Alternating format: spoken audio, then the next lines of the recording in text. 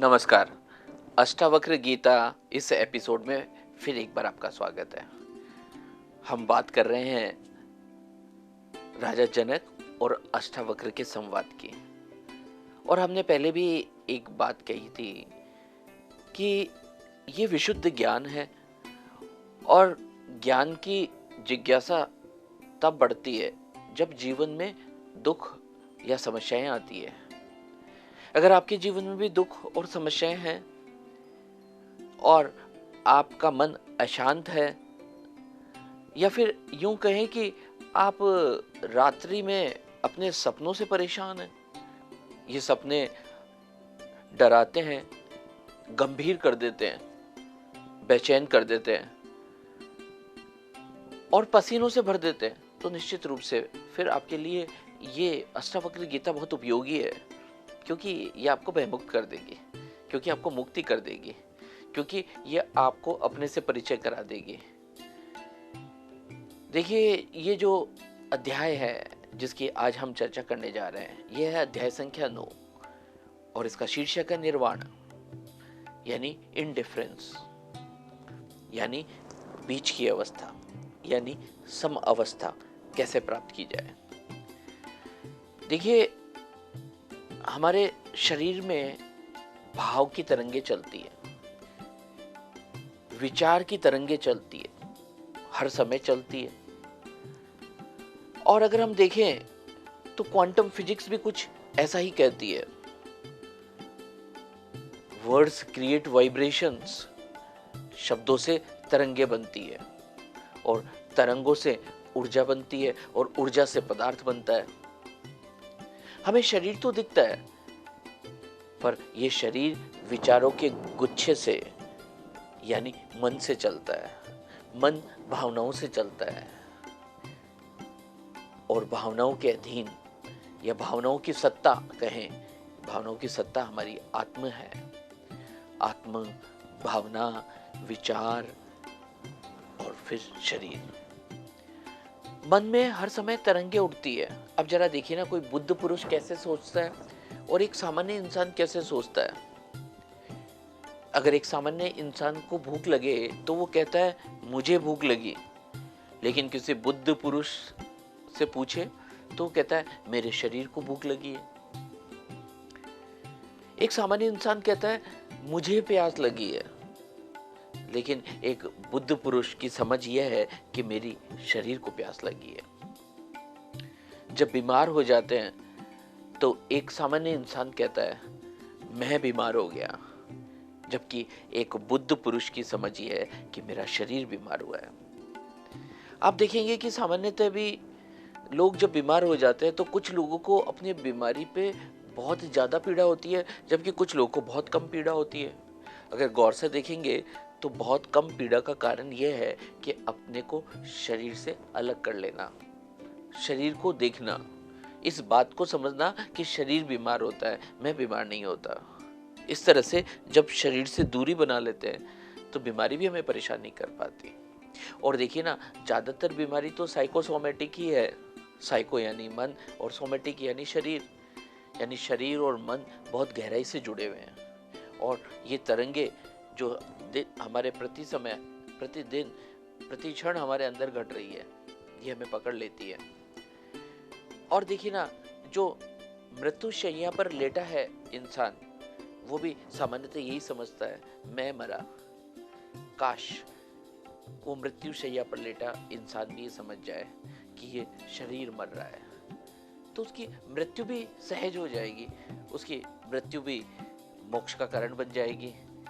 और वो कितनी सहजता से अपने प्राण त्याग सकेगा जब उसे इस गहरी बात की समझ हो जाएगी। देखिए, वेद का मतलब होता है विशुद्ध ज्ञान, और कहते हैं कि वेद विचार की तरंगे भी लेकर आते हैं और वेद भाव की भी तरंगे लेकर आते हैं।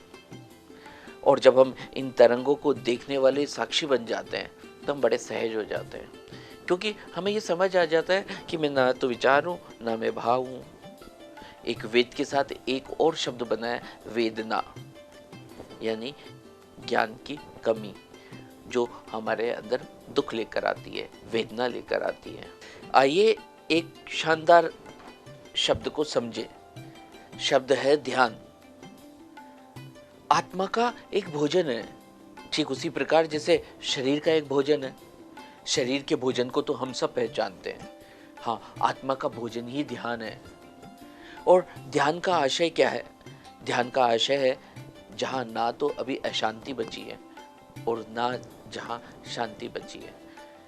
शांति भी नहीं और अशांति भी नहीं और पूर्णतः से निर्विचार, यही साक्षी बनना है।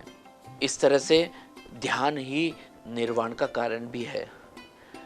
आज हमारे समाज में जो सबसे बड़ी आवश्यकता है वो इसी की है कि हम ध्यानी बने, ताकि हम मुक्त बने, ताकि हम निर्वाण को महसूस कर सके, ताकि हम किसी भी कार्य को बहुत सहजता से कर सके, ताकि हम विचारों के बंधनों से मुक्त हो सकें। आप सोच रहे होंगे कि मैं ये जो ज्ञान तरंग है, भाव तरंग है, ये जो हमारी तरंगे हैं, इनकी मैं बात क्यों कर रहा हूँ? देखिए ना, जिन भी चीज़ों से हमें मुक्त होना है, हमें उन्हें जानना ही होगा। जिस चीज़ को हम जान जाते हैं बस उसी से तो मुक्त हो जाते हैं। इसलिए ये बहुत ज़रूरी है कि हम आगे बढ़ें और अष्टावक्र गीता का अध्याय संख्या 9 को और आत्मसात करें। अष्टावक्र अध्याय संख्या 9 के प्रथम श्लोक में ये कहते हैं कि सबसे पहले तो ये जानो कि निर्वाण किन चीज़ों से नहीं मिलता। एक तो संसार छोड़कर भाग जाने से निर्वाण नहीं मिलता।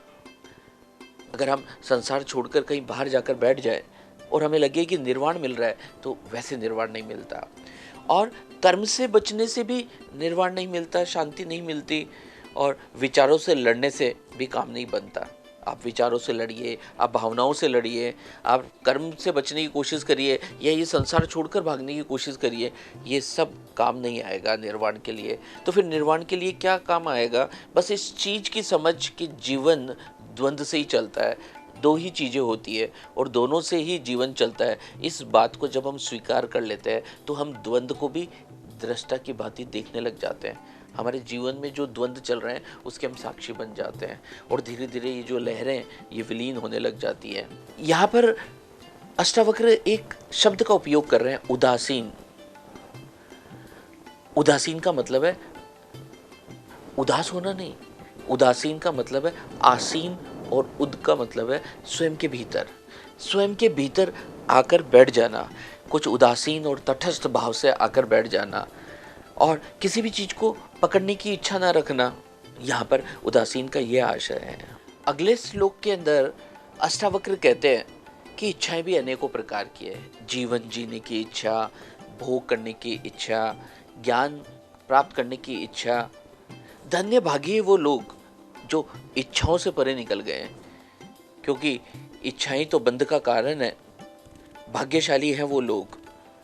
देखिए, कुछ चीज पाना हो ये एक आकांक्षा है, ये भी तो परलोक है। और जब आप साक्षी बनकर देखने लगते हैं तब आप परम जीवन को अनुभव करने लगते हैं। साक्षी बनना है और हमें इच्छाओं से दूर चलना है। व्यर्थ में संसार की चेष्टा करने से हमें समस्या होगी। इस श्लोक के अंदर चेष्टाओं से परे जाकर अपने आप को देखना है, अपने आप को रखना है, साक्षी बनना है, इच्छाओं से परे निकलना है, ताकि हम निर्वाण यानी इंडिफरेंस को समझ सके, प्राप्त कर सके। एक शब्द है अवलोकन। जब हम अपने विचारों का अवलोकन करने लगते हैं, जब हम शरीर का अवलोकन करने लगते हैं, जब हम अपनी भावनाओं का अवलोकन करने लगते हैं, तो हम देखते हैं कि हम इनसे दूर बढ़ने लगते हैं। जगत असार है, ये बात समझ आ जाती है, शांति प्राप्त हो जाती है, अवलोकन से दुख खत्म हो जाते हैं। और ऐसा बुद्ध भी कह रहे हैं, अपने अंदर चल रहे विचारों और दुखों को देखें। जब हम दुख को देखने लगते हैं तो हम दुखों से मुक्त होने लगते हैं, क्योंकि हम समझ जाते हैं विचार भी मैं नहीं, भावना भी मैं नहीं, शरीर भी मैं नहीं। तब फिर हम साक्षी जब बन जाते हैं तब हम निर्वाण की तरफ बढ़ने लगते हैं, तब हम इंडिफरेंस की तरफ बढ़ने लगते हैं, तब हम शांति की अनुभूति करने लगते हैं। आगे अष्टावक्र कहते हैं, महर्षियों के, साधुओं के और योगियों के अनेकों तर्क, अनेकों विचार, अनेकों संप्रदाय, इन सब बातों को सुनकर भला कौन शांत हो पाता है? शांति के लिए हमें स्वयं काम करना पड़ेगा, स्वयं अनुभव करना पड़ेगा, सहज होना पड़ेगा।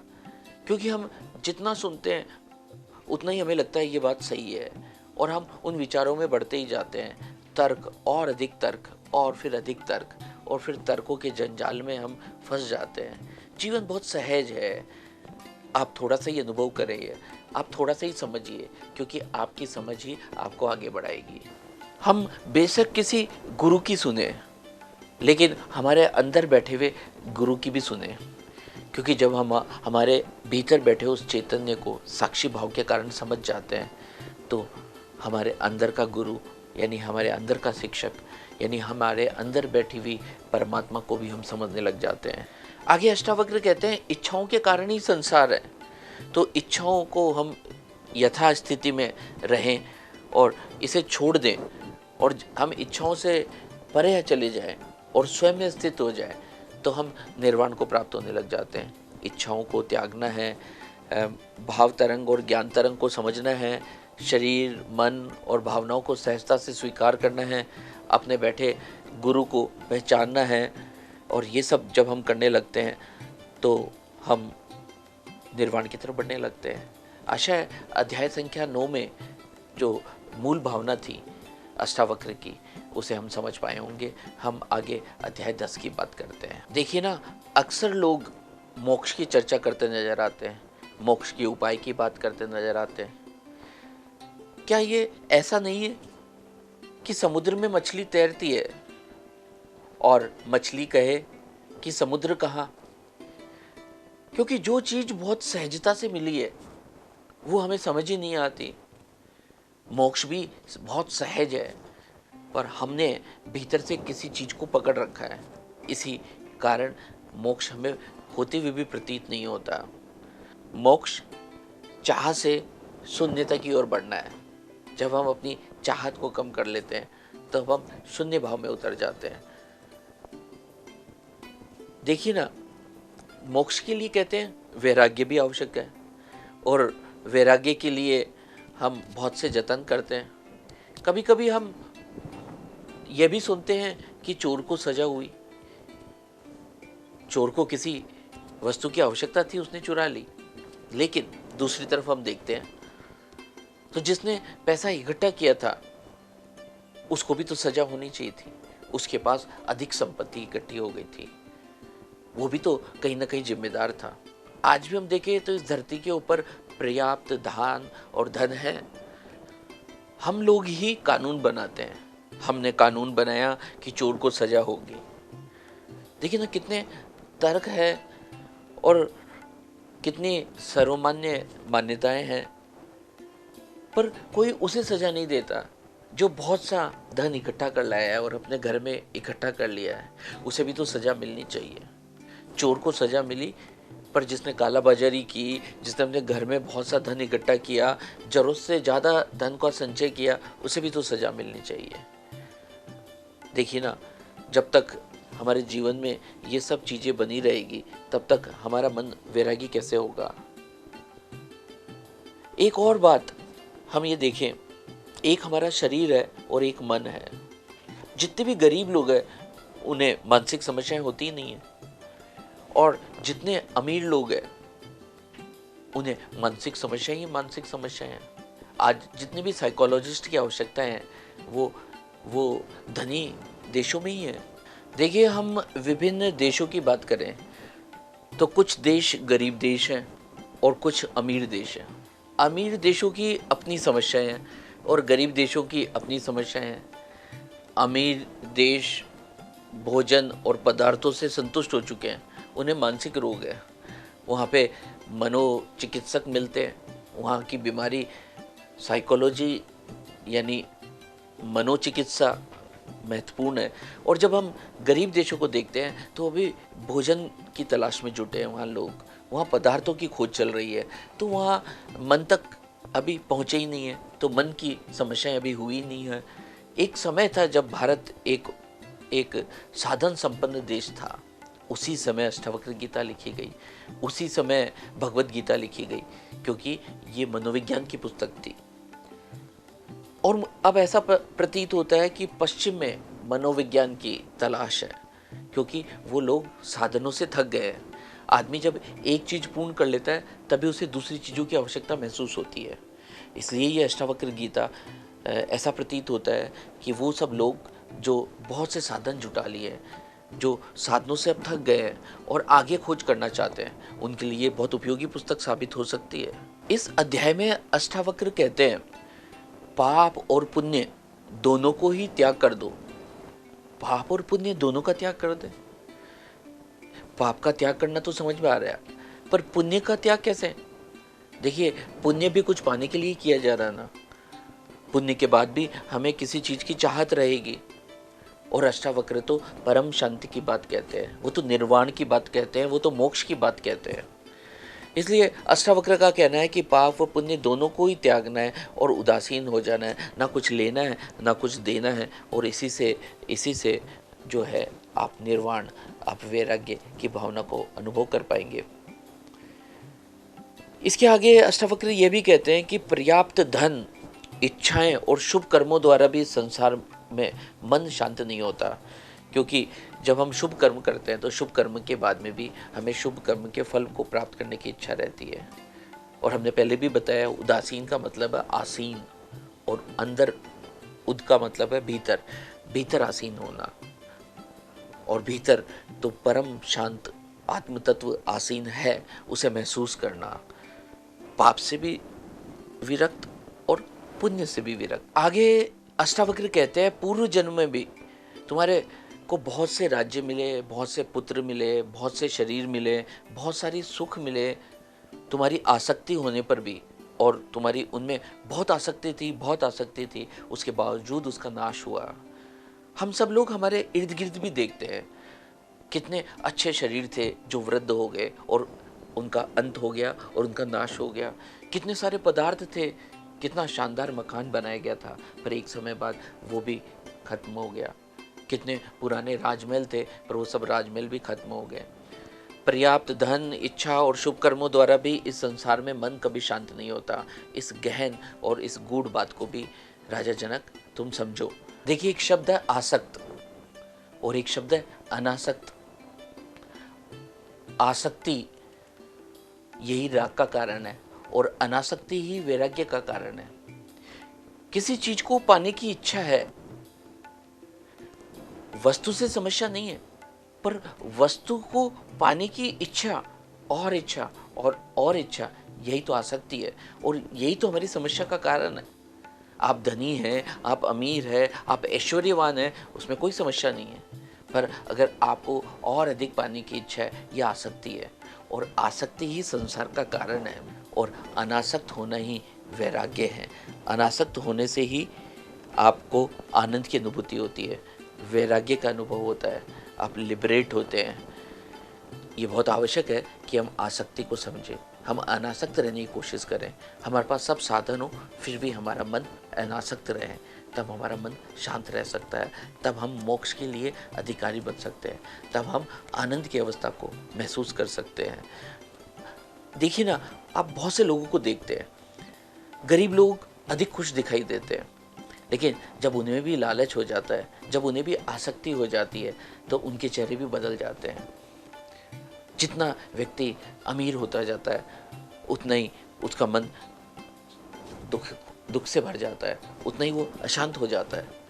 इसलिए बहुत आवश्यक है कि हम इस बात को समझें और ये कोशिश करें कि हम धीरे धीरे आसक्ति से अनासक्ति की तरफ बढ़ें, क्योंकि हम सब लोग शांति चाहते हैं, क्योंकि हम सब लोग आनंद चाहते हैं, क्योंकि हम सब लोग निर्वाण चाहते हैं, क्योंकि हम सब लोग मोक्ष चाहते हैं। और यही मोक्ष की यात्रा है, यही अष्टावक्र का संदेश है, यही राजा जनक की समझ भी है। हम अगले अध्याय में फिर मिलेंगे आपसे और फिर चर्चा करेंगे। मन को शांत रखने के लिए मोह का क्षय करने की बात करेंगे, हम मुक्ति की बात करेंगे और धीरे धीरे हम बहुत सहज होने लगेंगे। धीरे धीरे हम जो है यथास्थिति में स्वयं को महसूस करने लगेंगे। धीरे धीरे हम अष्टावक्र को आत्मसात करने लगेंगे। फिर इस आध्यात्मिक यात्रा में आपसे फिर मुलाकात होगी। तब तक दिल से, जहन से, मन से और आत्मा से आपको धन्यवाद देना चाहते हैं। शुक्रिया, धन्यवाद।